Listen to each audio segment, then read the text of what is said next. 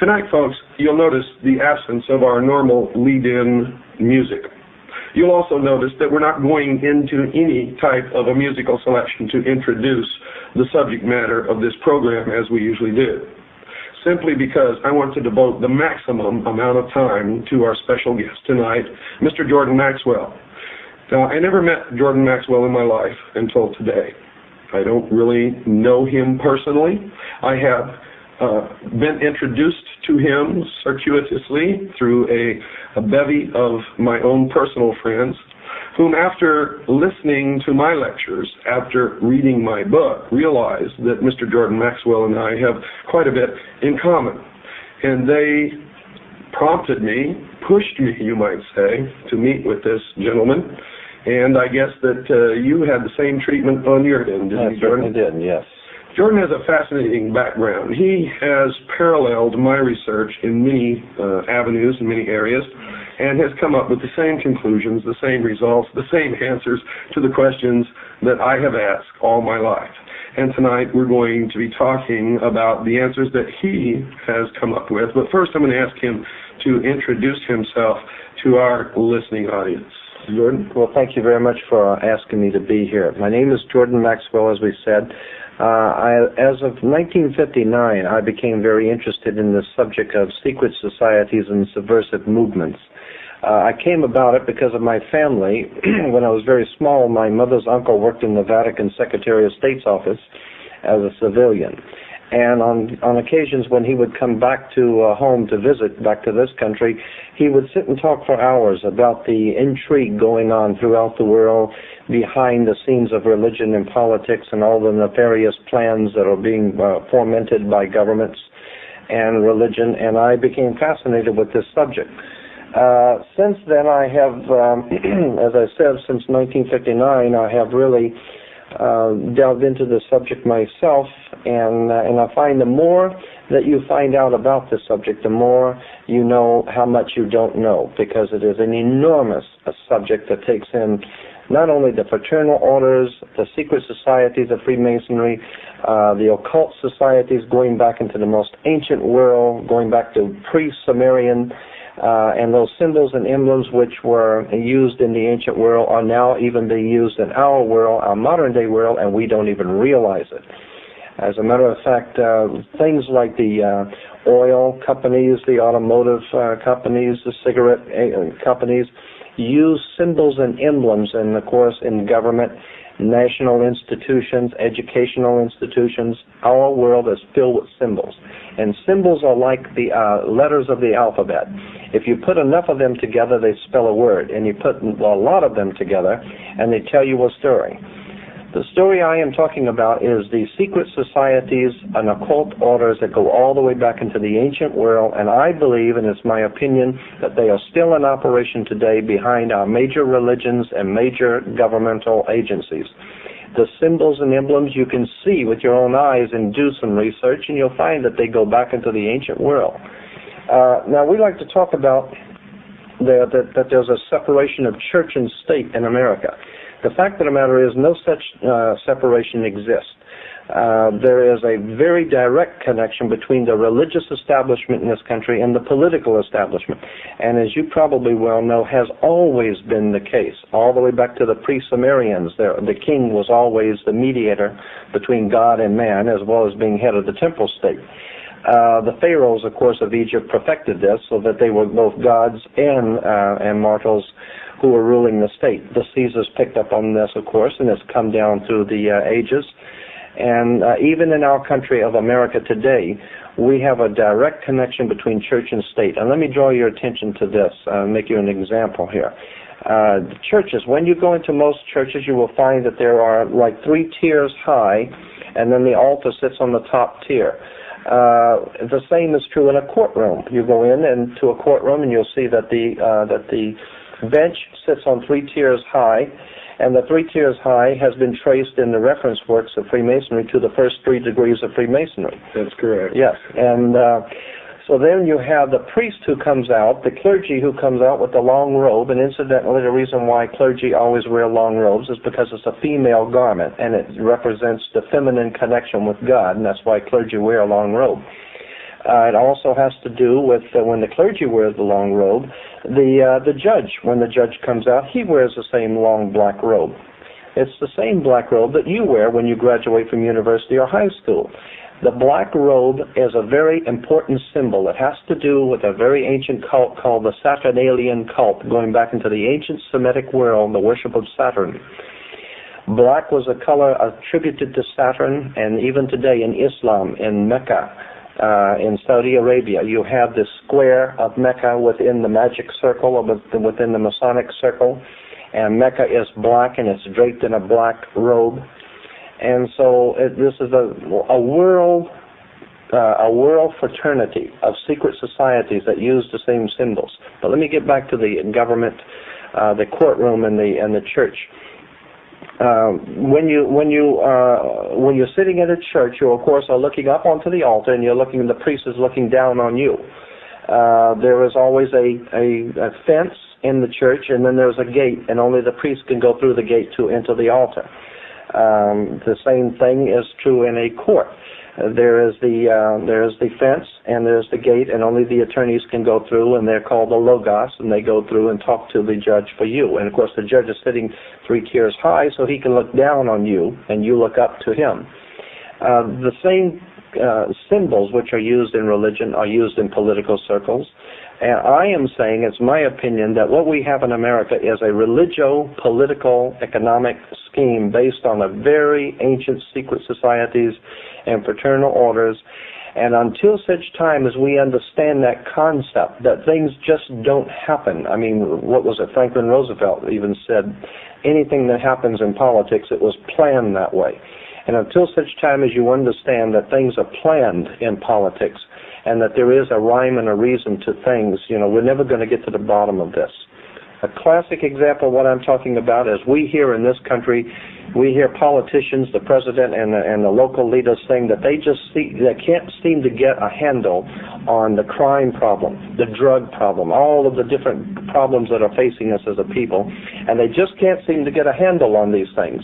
However, if you put a wrong comma on your income tax, they can get a hold on you. And if you go into the Amazon jungles, they'll follow you, and they will find you. And it may take a while, but they'll spend millions, and they will find you.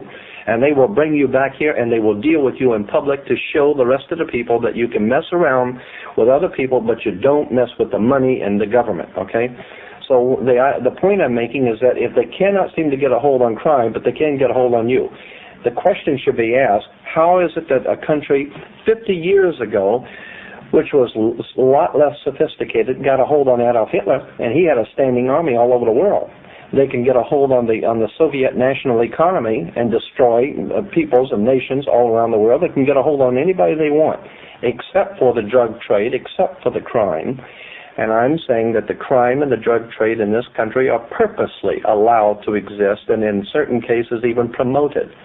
Because according to the ancient cults of the ancient world, there was a term that has come down to us, and many Freemasons in the audience will readily remember this. According to the ancient cults, there was something called ordo ad chaos in Latin, which meant order out of chaos. Right. So the idea was that if you can create enough chaos, that the people will be sufficiently frightened and will give to you the power and the political power to bring back law and order. Now, there was a television comedy program many years ago called Get Smart. And when people tell you to get smart, it's implying that you're missing something here. All right, Get Smart. You'll remember that on one side in the TV show Get Smart, on one side was chaos, and the other side was control. And I'm saying that's exactly how you get control, by causing chaos. The idea is that if you're going to pull a scam on somebody, you're going to pick somebody's pocket or something, you always have a diversion. You do something to draw the person's attention while you're picking his pocket. If you're going to break out of a prison, you always have the gang fight down at the far end while the guys are crawling out the hole on the other end. The idea is you set up a diversion, you cause chaos, and out of that you can get control, because people will sufficiently frighten people, will give you the power to put down these these problems. Now Adolf Hitler did this, and he worked it perfectly, and it works. A lot of people are wondering, why is it that the German people would have ever allowed Hitler to do what he did? Hitler was elected to office because of the chaos that he was doing. He was causing the chaos. The people came sufficiently frightened, and so they had give him the political power to put down the trouble, because they knew he was the only guy that could put down the problems, because he was the one that was causing it. So I'm saying that the same kind of scam is being worked in this country today. We're seeing nothing but chaos and nothing but trouble, and I'm saying that it's all orchestrated, that you couldn't possibly imagine people like the President of the United States making mistakes. I mean, you hear every day, what, Senator so-and-so made a terrible mistake, or the United States government made a terrible mistake in Vietnam, or they made a horrible mistake on this or that. This country don't make mistakes. If they do something, they have a reason for doing it. They don't pay these people, these doctors and professional psychologists and his whole army of brains at the Vatican. I mean, well, that's a Freudian slip, probably at the Vatican too. But at the Pentagon. Pentagon. Yeah, they don't pay these people big money to make mistakes. The president, when he does something, or this government does something, they know what they're doing. Now, it may not make any sense to you, but according to other plans, if you understand what's going on behind the scenes, it makes a lot of sense. And let me interject something in here for you, Jordan, so that you'll understand. My listening audience has had 22 hours already. Their education is far beyond anybody that you normally talk to. Right. They understand what we're talking about. They understand the involvement of the Vatican. They understand the symbology of the mystery schools. Right. Now, we may have some listening audience out there who just tuned into this show, or maybe just found it a couple of shows ago, but most of my listening audience worldwide have been listening to this show since the 4th of May, 1992, and have an extensive education into all of this. So if you want to cut to the meat of the matter, these people will understand. You don't have to build up to it. Right. Well, I mean, I talk to audiences so often, and I'm aware that when I'm talking to an audience, that people generally have not been initiated into this kind of thinking, and so that's why I try and lay a foundation for. There are a lot of occult symbols and emblems in government and religion, and I wanted to get into one in particular. The Nazis, the communists, the fascists, and all of the ancient world powers that have ever existed have used one common symbol continually, and that's the sun. Now, if you understand that the earliest history, the prehistory of the human race goes back into the most ancient times, and God knows how far back that would be, 10, 20,000, maybe 50,000 years, I don't know. But if you go back to the earliest times of the human race, you can appreciate that the world was a very different place than what we live in today, okay? And so if you understand that it was a very cold and very fearful world at night, okay? And if you understand also that in that cold and fearful world, when the sun went down, there was a lot of fear for your life. There were a lot of predatory animals. And so the coming of the sun the next morning was always something to look forward to, that brought warmth, that brought light, and brought security. And around that concept grew a whole religio-political philosophy of the coming of the sun, God's sun, the light of the world. And it has been used by the ancient Egyptians, all the mystery schools, and of course you probably know it was referred to as Baal worship at one time. Baal was the sun, God's sun, the light of the world. And, the whole concept in the ancient world was that he had 12 helpers, which were the 12 signs of the zodiac, or the 12 months of the year. And, of course, and he died, of course, with the crown of thorns, like the Statue of Liberty has the crown of thorns. It's the corona, or the sun rays. And when we begin to see all of these connections, and, of course, in the spring of the year, the sun, which had died in winter, had passed over from the death of winter into the new life of spring. So in the old Semitic world, they celebrated the Passover. And we even say that today when someone dies, they passed on, or they passed away, or they passed over. Yeah. And so we get the old symbolism out of Egypt of the sun dying in the winter and passing over to the new life in spring. And so in the beginning of spring, we had the Passover.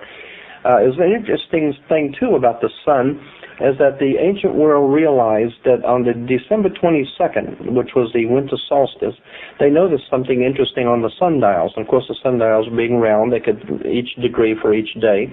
They noticed that on the 22nd, the sun did not move. On the 22nd, it stayed on the sundial on the same degree. On the 23rd, it stayed on the same degree. It didn't move any further south, and it didn't start back north.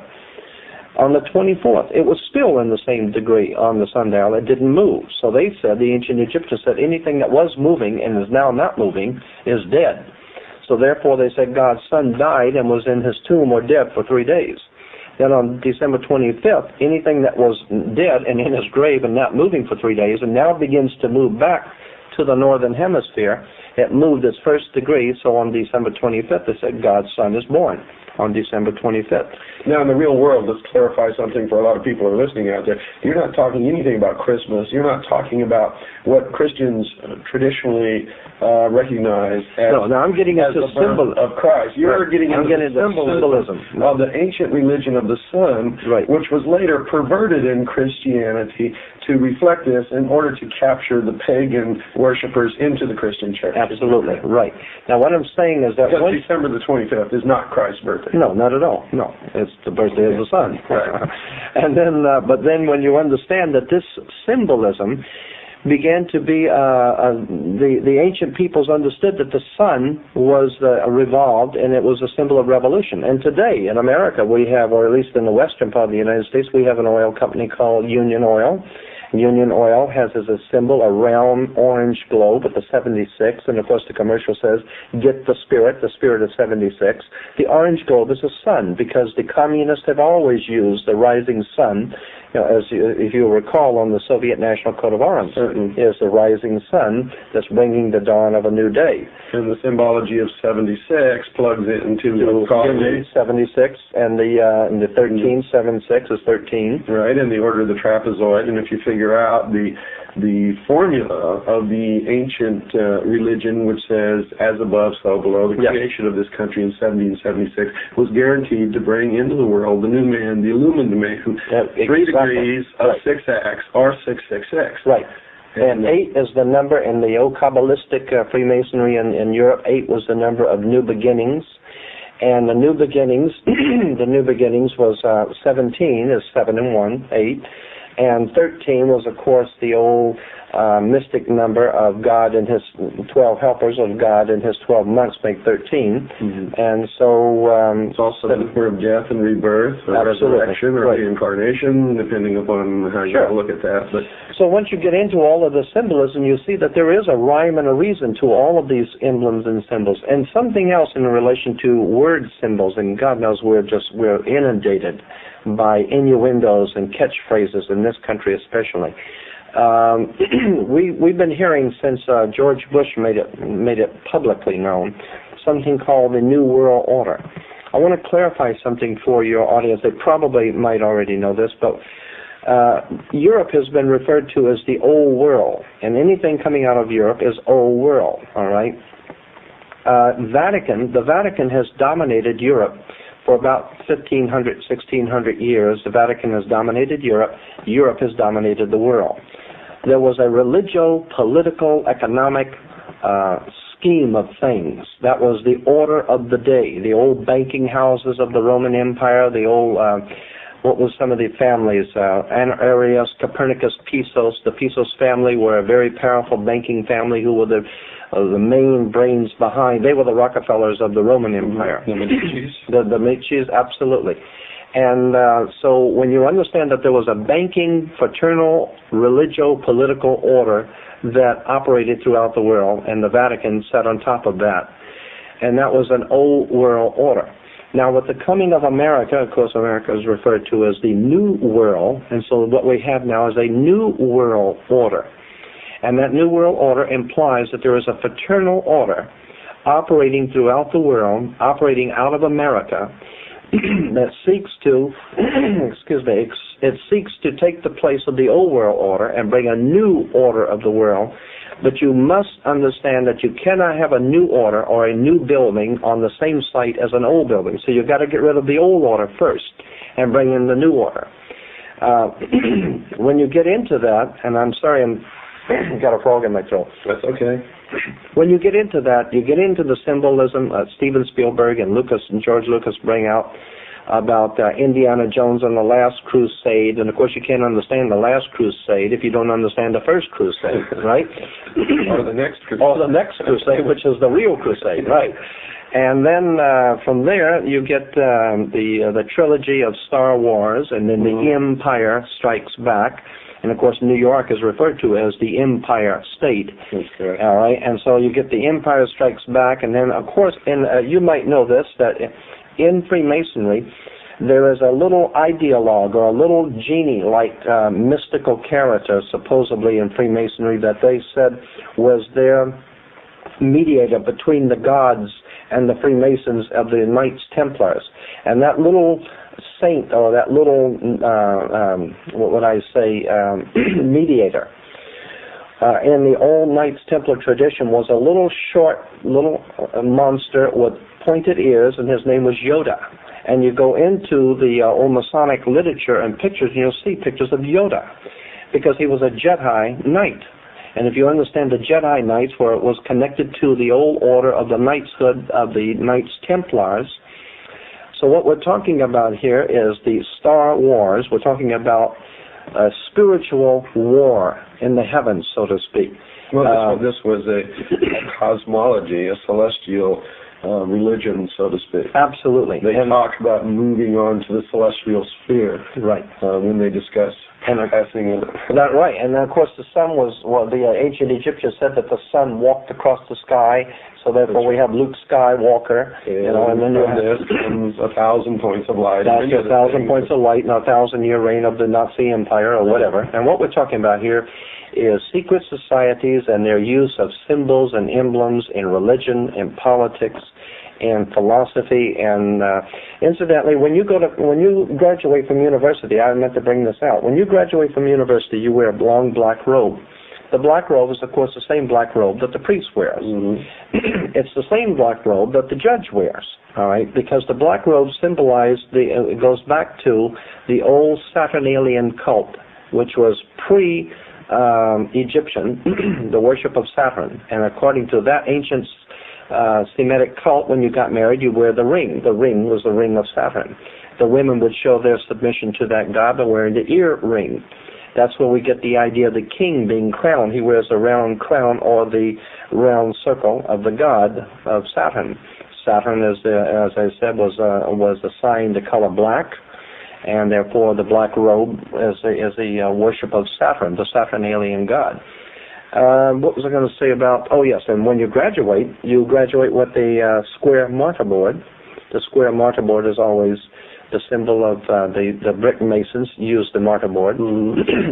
And then, of course, when you graduate, you are referred to as an alumni, which comes from the word illumini. You have been illuminated, which basically means you now know what to kiss and when, and how to think and what to think, and how to act. And you have been properly educated. You belong to the priesthood. That's right. You belong to the priesthood. And if you go along to get along, and don't cause any problems, then you go along to get along. You might get a little, right? That's right. Exactly. Nobody else gets anything. And my point is, and I have said this to so many audiences, that there is this country, the United States, has no real enemies in the world.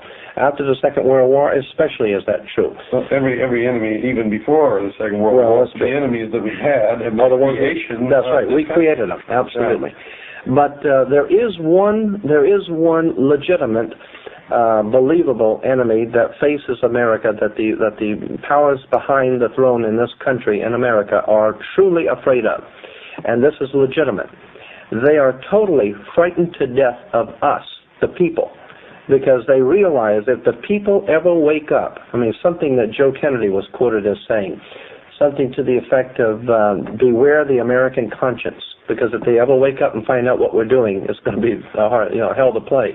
And so I believe that there is a legitimate enemy that this country perceives, and that's us.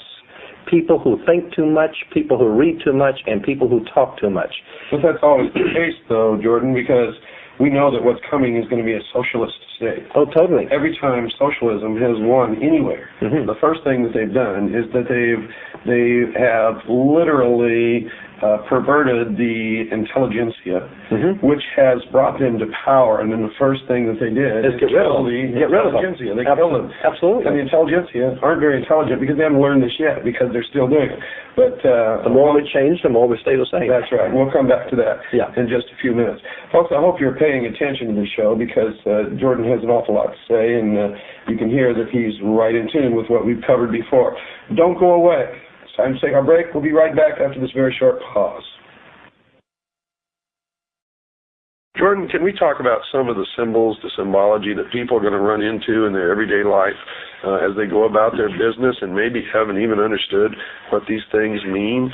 Yes, as a matter of fact, as we were saying before, that the world around us is filled with emblems and symbols, and if you know how to read the symbols, you can tell where people are coming from. You can tell what organizations are coming from.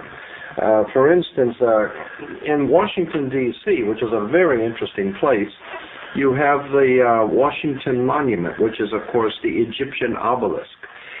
Now, the Egyptian obelisk is pointing, is of course, the male phallic symbol, okay? And the male phallic in the Washington Monument is connected to something in the White House called the Oval Office.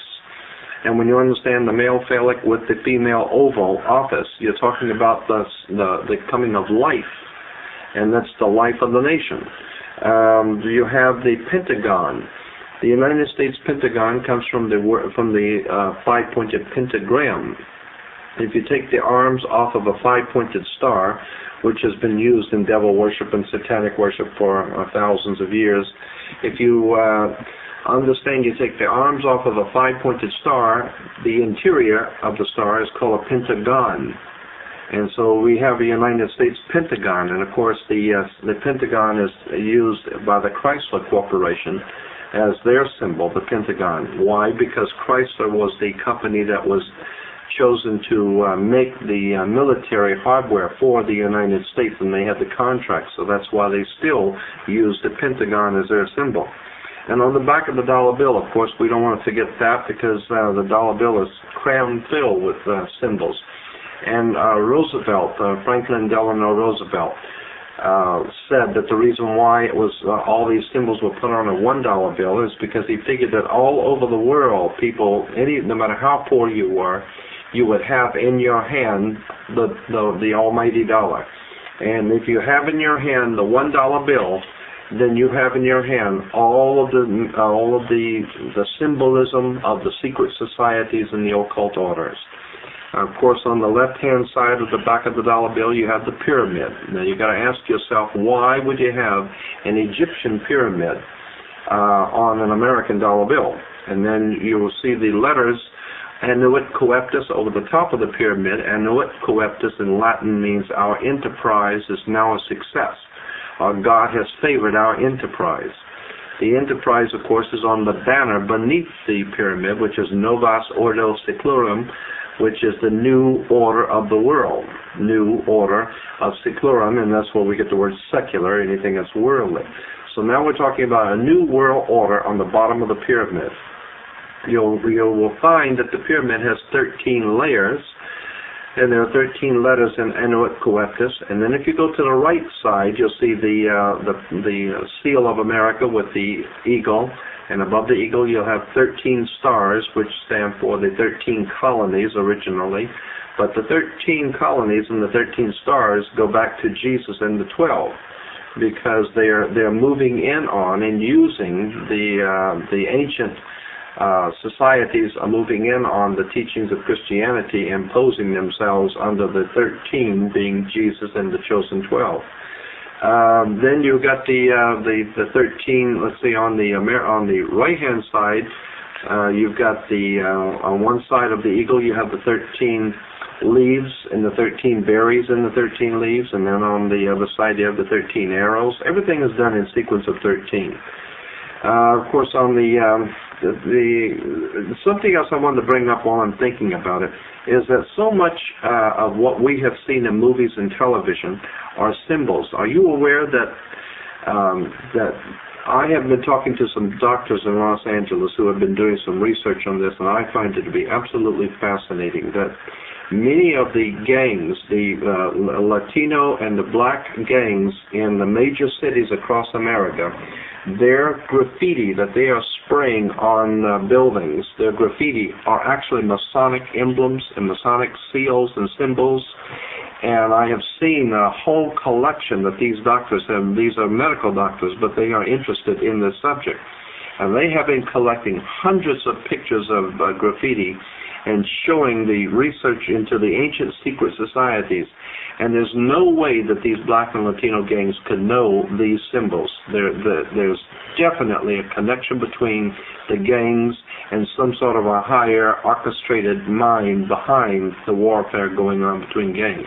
I don't think those gangs are by chance. I think that they have been nurtured and orchestrated and promoted and even financed. I mean, if you think about it, how those gangs have money to travel around, they can buy guns, they can roam around, they don't have to work. Where are they getting their money from? Well, not only that, but their main occupation is the narcotics business and fomenting chaos, confusion, and fear. Right. And they haven't got the background of understanding, learning, to put together the kind of logistics network that it would take to supply this kind of an enterprise. Absolutely. So someone with an awful lot of money, an awful lot of organization, and absolute ability to provide 100% protection is supplying these city gangs. It's not the mafia. You can bet on it. You can bet. This is a very sophisticated, a totally protected organization. Absolutely. As a matter of fact, the San Francisco Chronicle had 2 full pages in one of their newspapers I still have, where they were talking about how this federal government was bringing in narcotics from Asia during the Vietnam War in the bodies of American servicemen that were being killed in Vietnam, and they were bringing in bags of pure heroin and pure narcotics from Asia in the bodies of American servicemen. And what were they doing with it? They were giving it directly to the mafia, because the mafia is doing a little tricks for the government. It takes care of business for the government, so they have to be paid. Well, let's clarify one thing here. It's not the government. It is these secret societies who are operating behind our government. That's correct, exactly. Behind the veil of national security. Yep. And I might remind you that back in history, when Albert Pike and Giuseppe Mazzini were corresponding and were setting up the core foundation of the Illuminati within Freemasonry, both in their respective countries, and at that time, of course, Albert Pike was the Grand Commander of Freemasonry throughout the world, and Giuseppe Mazzini was his counterpart in Europe on a lower level. It was Giuseppe Mazzini who created and fostered and gave the charter to what is now known as the Mafia. That's right. La Cosa Nostra was Mazzini. That's correct. Masonic order. That no is doubt right. about it. And this explains the close cooperation between government and the Mafia. That is right. Absolutely. And when we also understand that the old magic practicing priest, of the old Celtic Druid priest of ancient England, in the person of Merlin the magician, when you understand that the old priest, the magicians, worked their magic on people with their magic wands, and their magic wands were always made out of holly wood, and they're still working their magic today with Hollywood.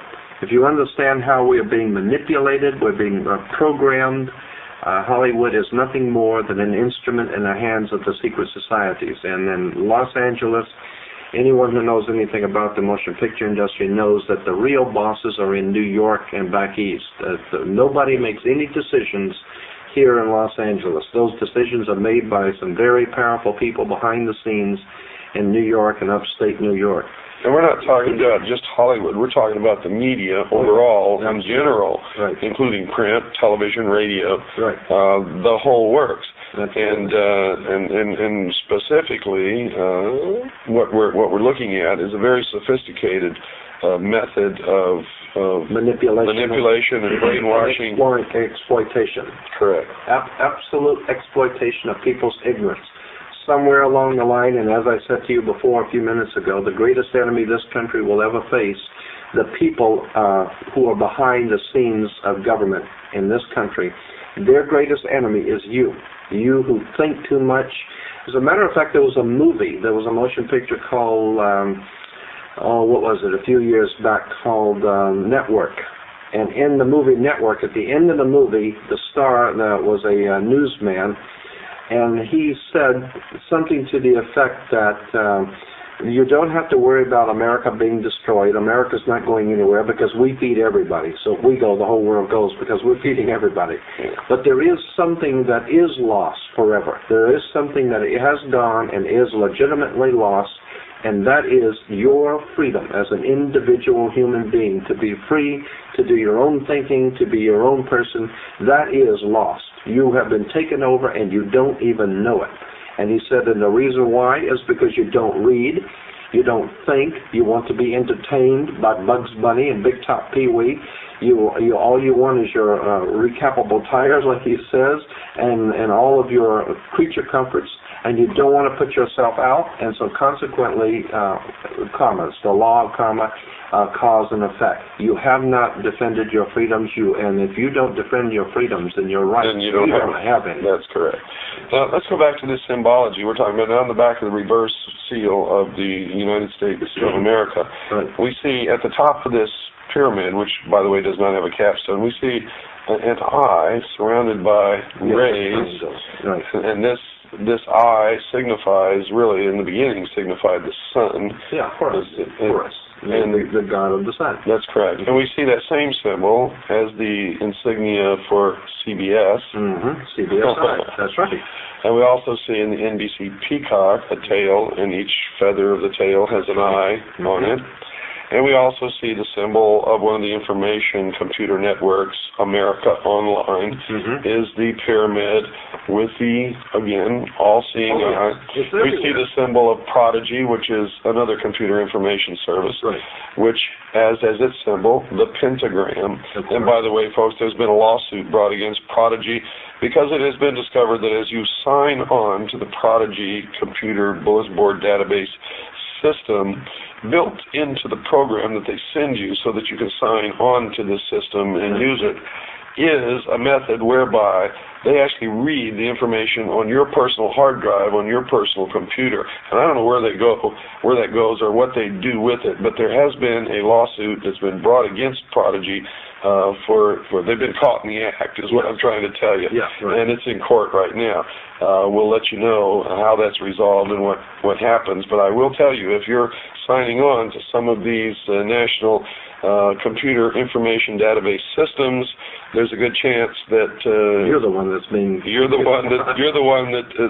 is being computerized, probed for information, while you think that you're probing them for information. It's actually the other way around, and it's set up intentionally that way.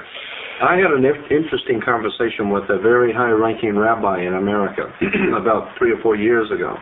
And he had written a book, and I was very interested in it, about symbolism, or occult symbolism in America. And some of the interesting things he brought out was the movie Frankenstein. If you break the word down, Frankenstein, and it goes back to Jacob Frank. And Jacob Frank in Europe was one of the leading members of the Illuminati in Europe. And the idea was that in the old movie, Boris Karloff comes out and tells you, in the old original 1933 movie of Frankenstein, he comes out and says that this is a story about a old mad scientist at Bavarian University of Ingolstadt. And he has put together all of these nefarious pieces and created a monster. And that's what Frankenstein meant. And the rabbi was bringing out that all this story of Frankenstein is that the Bavarian professor Adam Weishaupt had put together a Frankenstein monster to frighten the world. And what he did is he used different people and put them together, the different pieces, into a monster.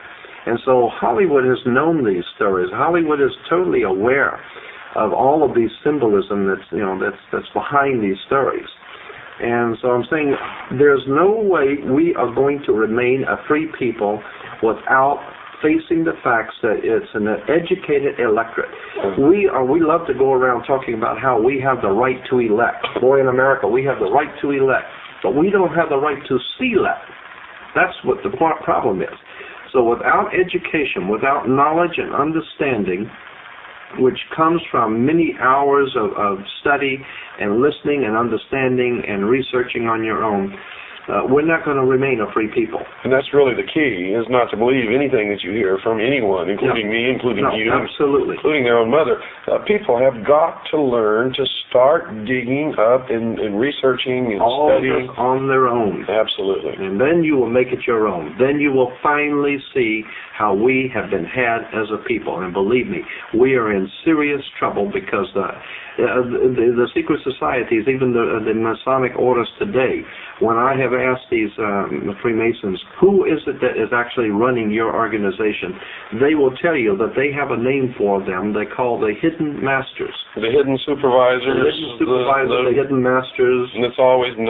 Right. And that goes back to the legend of the beginning of the Order of the Rose and Cross, and Hiram Abiff, and the whole works, all the way back into history, that there is a round table of 9 somewhere who is guiding all the machinations of the secret societies leading to a one-world government. Now, I don't know if these 9 people really exist. It doesn't matter. That's exactly right. It doesn't matter. But what we do know is that it is organized, it is orchestrated, and there is a method to the madness. And it may not make any sense to you because you don't know what's going on. But if you were in the inner sanctums of these criminals as they're planning their criminology throughout the world and their bloodshed, if you were a fly on the wall meeting with these criminals, then you would see that the things which are happening in the world make sense. That's correct. And also, one of the methods that they manipulate us is to turn us against each other. Absolutely. Racism is a form of this. Yes. Getting different religions to fight against each other is a form of this. But that's a protection to them. As long as you're out fighting somebody else, you're not joining forces to uncover them. It's part of the distraction, the illusion, so that we're not looking in the right corner to see the cockroaches doing the real damage. Absolutely. When they crawl out from under the sink at midnight. And that's a very good analogy, because that's just what they are, the cockroaches. And as a matter of fact, they have symbolism in words, as I said, and I'm going to throw this one at you. In California, we have something called the criminal justice system. Think about it. It's a criminal justice system. And they know what they're doing. I mean, they have this thing back in Georgia called the what is it for disease control, the Center for Disease Control. It's not the Center for Disease Eradication. It's for the Center of Disease Control. The way that we have grown up in this country, accepting symbols, emblems, words, institutions, government symbols, we need to educate ourselves that there is a whole world of knowledge there that we have not been privy to know. Well, their concept of us, meaning the normal, everyday, and I consider myself to be in that category. Right. I'm just like everybody else out there. Probably if I had never been a member of the Office of Naval Intelligence, I would never have caught on to any of this and would not be doing what I'm doing right now. So I'm no different than the average listener out there. It's just that one day I woke up, looked myself in the mirror and said, Bill, you've been stupid for all of your life. I'm not going to be stupid anymore. Now I've got to do something smart. I've got to wise up. And that's really the only thing that separates me from most other people. So, but their concept of us is that we're like animals, like cattle, that we don't have any intelligence. Precisely. That's why they say that our offspring are kids. And we have kids. And they rub it in our face. Absolutely. They rub our nose in it. And we go around saying that we have kids. Now, kids are baby goats. That's what they think of us. We're a bunch of goats, a bunch of animals, cattle, and that we deserve. They figure we're going to get taken anyway because we're so stupid. Their idea is that since we're going to get taken anyway, they might as well do it. They might as well go on and do it. Because somebody's going to do it anyway. Absolutely. So I'm saying I'm tired of being taken. Me too. And I want to wake the people up around the world to the fact that there is a method to the madness. It is orchestrated, organized, directed, and financed by criminals, and until such time as you understand that, you're never going to see this world getting any better, and somebody has to take up the reins, somebody has to do this.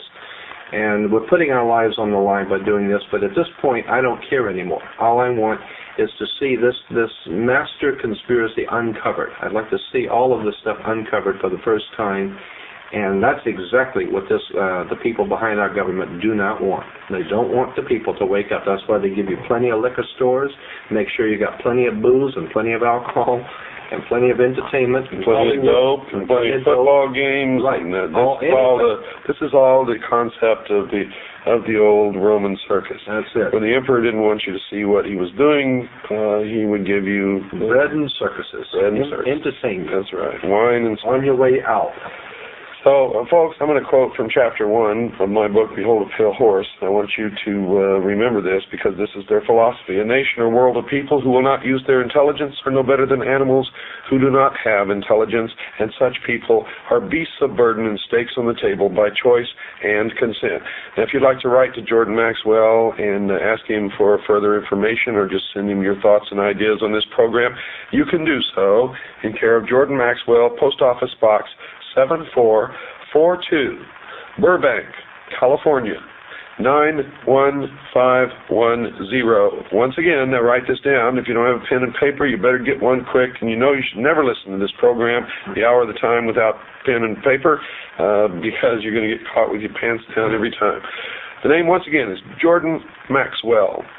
Post Office Box 7442, Burbank, California, 91510. One more time for the slowpokes. Jordan Maxwell, Post Office Box 7442, Burbank, California 91510. If you'd like to write to me and ask for a packet of information or give me your comments on this program, write to Post Office Box 1420, Sholo, Arizona. Box 1420, Sholo, Arizona. 1.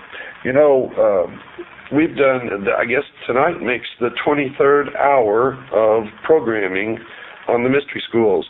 This is the only media outlet in the world where any of this information has ever been aired in the entirety and the complexity and the depth that we have aired it. We've turned over the rocks. We've watched the bugs scurry. We've shined a bright light on them. They consider themselves to be illumined, but I'm going to tell you folks right now, those of you who listen to this program regularly are the only illumined, truly illumined people in this world. And where these members of these secret societies pretend to be working for the illumination and the furtherance of the human race and for 1,000 years of true peace, they are liars, deceivers, manipulators, and criminals. And the only people who are ever going to bring peace into this world will be you and I. People like Jordan Maxwell, people who really care about peace and security and about our children and about our future. Remember that, folks.